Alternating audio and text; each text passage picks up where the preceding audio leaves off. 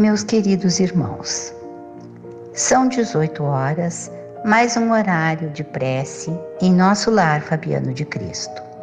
Sejam todos muito bem-vindos. A nossa reflexão de hoje está contida no capítulo 13 do Evangelho segundo o Espiritismo, itens 7 e 8, tendo por título Convidar os pobres e os estropiados, dar sem receber retribuição. E nos diz assim: item 7.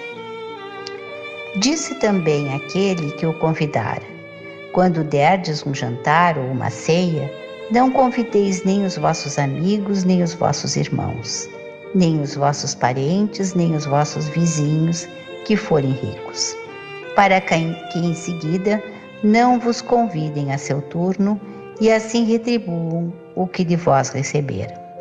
Quando derdes um festim, convidai para ele os pobres e os estropiados, os coxos e os cegos. E sereis ditosos por não terem eles meios de vô-lo retribuir, pois isso será retribuído na ressurreição dos justos. Um dos que achavam a mesa, ouvindo essas palavras, disse-lhe: feliz do que comer do pão no reino de Deus. Lucas, capítulo 14, item 12 a 15. Item 8. Quando derdes um festim, disse Jesus, não convideis para ele os vossos amigos, mas os pobres e os estropiados.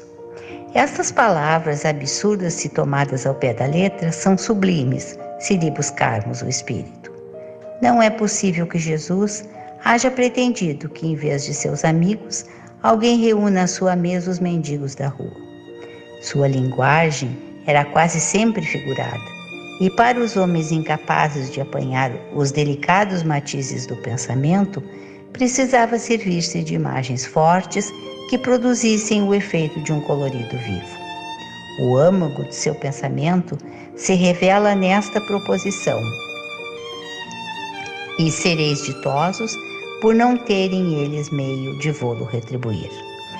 Quer dizer que não se deve fazer o bem tendo em vista uma retribuição, mas tão só pelo prazer de o praticar. Usando de uma comparação vibrante, disse: convidai para os vossos festins os pobres, pois sabeis que eles nada vos podem retribuir.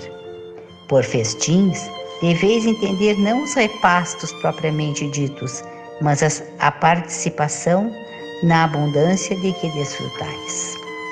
Todavia, aquela advertência também pode ser aplicada em sentido mais literal.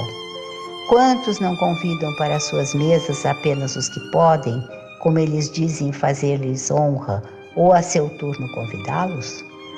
Outros, ao contrário, encontram satisfação em receber os parentes e amigos menos felizes.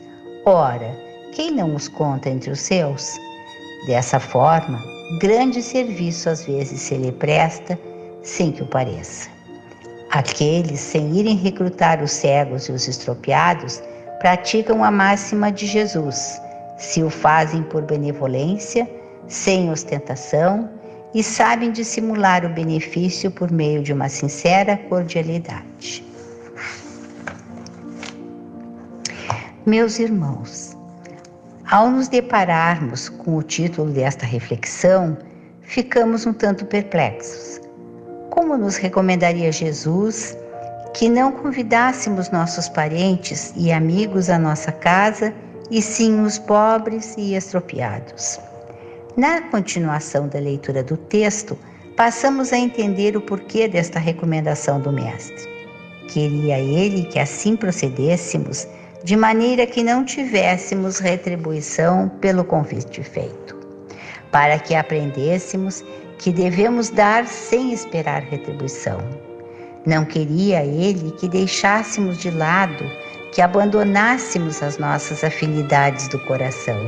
Induzia-nos a observar os irmãos menos felizes como credores principais de nossa atenção. Lucas, no capítulo 14, versículo 12, nos diz: Jesus não te pede a deserção dos círculos afetivos. Ele próprio, certa feita, asseverou aos companheiros de apostolado: já que não vos chamo servos, porque o servo não sabe o que faz o seu senhor.